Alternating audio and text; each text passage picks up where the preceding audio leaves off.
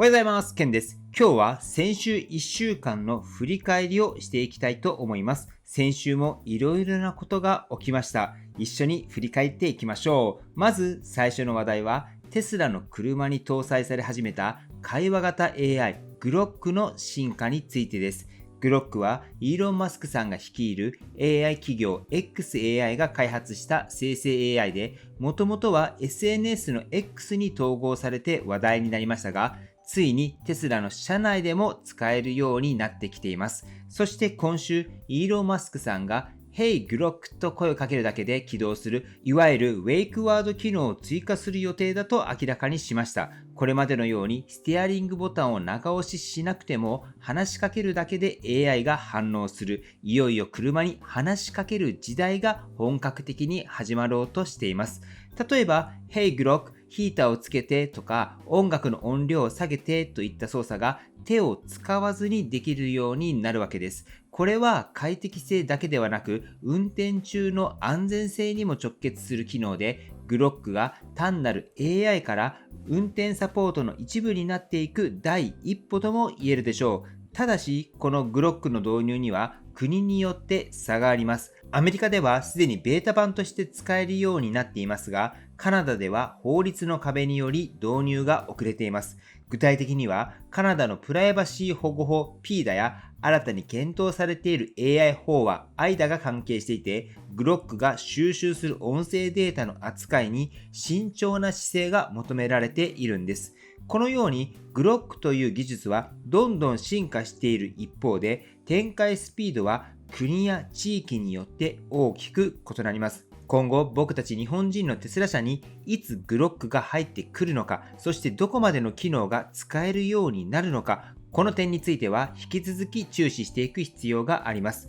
では続いての話題ですけれども、アメリカ・テキサス州オースティンで激化しているテスラとウェイボのロボタクシー競争です。今週テスラはこのサービスの運行エリアを約42平方マイルまで拡大しました。これは競合であるウェイモの以前のカバーエリアを上回る規模です。しかしウェイモは即座に対応、テスラに対抗するように自社のロボタクシーのサービスエリアを一気に90平方マイルに拡大してきました。今後テスラがこのロボタクシーを一般向けにどう広げていくのか、そしてその範囲がどうなっていくのか、これからは本格的にウェイモとの競争が始まっていきます。そしてこの分野の競争はただのプロダクトの勝負ではなく、モビリティの未来を左右する構造の争いになっていくと思います。では次の話題ですけれども、今週新たに明らかになったテスラの新型車種2モデルについてお話をしていきます。まずご紹介するのはモデル YL です。このモデルは中国市場向けに発表された3列6人乗りの新型 SUV で、ファミリー層をターゲットにしたテスラの新たな提案です。最大の特徴はシートレイトアウトです。1列目が2席、2列目は左右独立のキャプテンシート、そして3列目に2人掛けのシート、2列目の真ん中に通路があるので3列目へのアクセスがスムーズなのが特徴です。ボディサイズも現行のモデル Y よりも少し大きくなっていて、全長は約18センチ延長、ホイールベースも15センチ拡大、リアデザインやホイール形状も変わっています。さらに新色のライトゴールドの追加や室内空間の快適性の向上など、従来のモデル Y とは明確に差別化されています。現時点では中国専用の左ハンドル仕様ですが、今後の展開にも注目が集まっています。そしてもう一つの注目はモデル3プラスです。こちらは中国の工業情報株、通称 MIIT に登録された新型モデルで、最大の注目ポイントはその航続距離です。正式な数値はまだ公表されていませんが、CLTC 基準で800キロを超える可能性があると見られています。これは現在のモデル3ロングレンジが753キロであることから、それを上回るスペックになると期待されています。搭載されるのは LG 製の NCM バッテリーです。ニッケル、コバルト、マンガンを組み合わせた高エネルギー密度タイプの電池で長距離走行を可能にしつつ、価格はやや高くなると予想されます。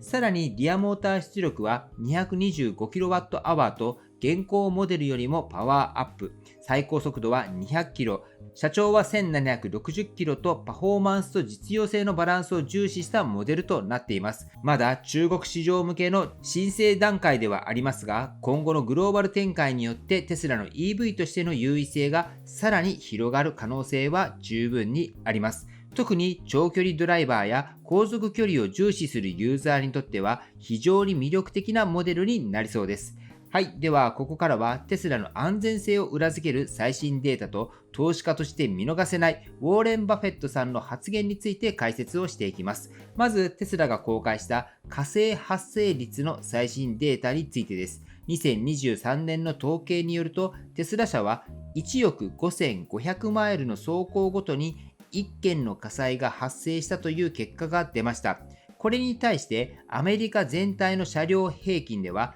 1900マイルあたりに1件の火災が発生しており、つまりテスラ社は約8分の1のリスクに抑えられているということになります。しかもこのテスラのデータには放火や山火事、建物火災など車両そのものが原因でないケースも含まれています。それでもこの結果っていうことはテスラの車両がどれだけ安全設計されているのかっていうのがよくわかる内容になっています。よく EV はバッテリー火災のリスクが高いのではとは言われますけれども、今回のデータはそういった懸念を明確に打ち消す材料になると思います。そして次は保険業界の重鎮ウォーレン・バフェットさんの発言についてです。彼は保険会社のゲイコを傘下に持つバークシャー・ハザウェイの会長であり、保険のプロ中のプロとも言える人物です。そんなバフェットさんがテスラの FSD が事故を 50% 削減する可能性があるという前提で語った内容が非常に興味深いものでした。バフェットさんの発言はこうです。事故が 50% 減れば社会にとっては素晴らしいことだ。でも保険会社にとっては売上が減る。それでも社会にとっていいことが最優先されるべきだと。つまり FSD が実現すれば保険業界そのものが変わってしまうかもしれません。でもそれによって交通事故が減り、命が守られるのならそれが最優先だという価値観を示したわけです。この発言は単なる保険の話ではありません。テスラの FSD が単なる技術革新ではなく、社会構造にまで影響を与える可能性があるということを意味しています。投資家にとっては、こうした構造変革を起こせる企業かどうか、これが長期でのリターンに直結していきます。FSD が本当に社会を変えるとすれば、それはテスラ株にとって非常に大きな上昇要因になり得るわけです。では最後の話題ですけれども、テスラが進めているエネルギー事業の新展開、その中でも今週特に注目されたのが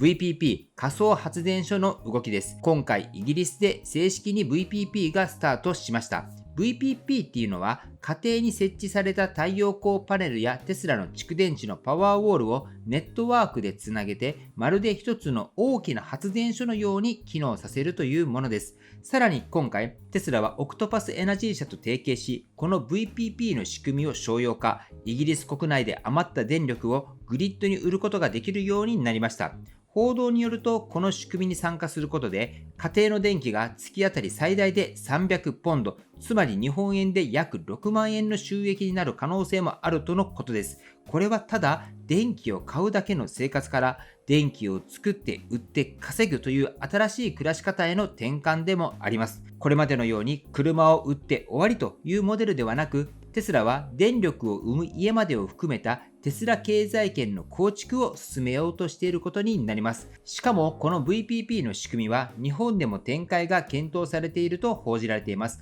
まだ詳細は不明ですが、将来的には日本の一般家庭でも太陽光とパワーウォールを活用して家庭内発電で収益を得る時代が来るかもしれません。車とエネルギー、この2つをセットで進めていくテスラの戦略はまさに未来のインフラ企業そのものではないかと思いますが、皆さんは先週1週間を振り返ってみて何が一番印象に残っていますか？そしてこれからどんなことに期待されていますか？ぜひコメントで教えていただければと思います。はい。ということで本日の内容は以上です。今回の動画が参考になったと思われたら、高評価をよろしくお願いします。僕の YouTube は毎日発信しています。僕の YouTube をご覧になってもらえば、テスラの情報はほとんど網羅すると思いますので、チャンネル登録がまだな方はチャンネル登録の方をよろしくお願いいたします。では今日もご視聴していただきありがとうございます。テスラのある生活を楽しんでいきましょう。ではまた。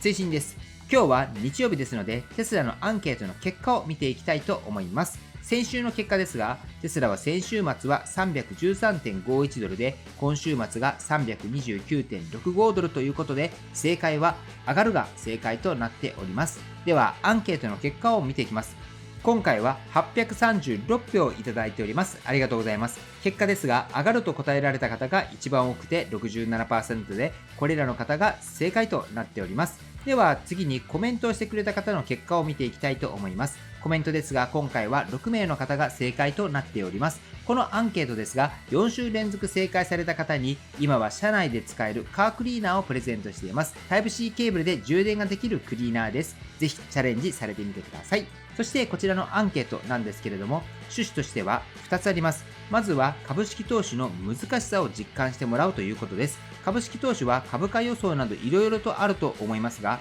実際に毎週やることでその難しさがわかると思います。そして株式投資で上がるのか下がるのか、これがわかる人なんていないっていうことも実感ベースでわかると思います。しかし毎週行い、自分はこういった理由から上がると思う、下がると思うと毎週考えることで自分の中の分析力も上がると思います。僕の YouTube ではテスラ株投資をされている方も非常に多く視聴されていて、投資をする際には何かしらの根拠や分析を持って投資をすると思います。その時に毎週自分なりの分析をすることは役に立つと思います。ぜひ僕の YouTube を通じて毎週このアンケートは行っていますので、分析力アップ、そしてぜひ他の方のコメントもご覧になられてみてください。そうすることでその視点もあったのかという風な感じで勉強にもなると思います。そしてコメントを通じて参考になるコメントがあったら、いいねボタンを押してあげたり、コメントに返信されたりされてみてください。そしてこのコメント欄を通じて